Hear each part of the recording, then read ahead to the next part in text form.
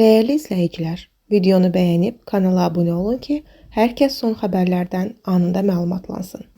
Ötən il Azərbaycanda pərakəndə ticarət şəbəkəsində istehlakçılara 3 milyard 856 min 3 milyon manatlıq avtomobil benzini və dizel yanacaq satılıb. Xəbər verilir ki, bu barədə Dövlət Statistika Komitəsi məlumat yayıb.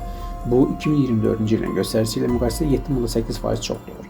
Ötən il ərzində alıcıların son istehlak məqsədilə aldıqları mallara xərclədiyi vəsaitin 5,7%-i avtomobil benzini və dizel yanacağının alınmasına sərf olunub.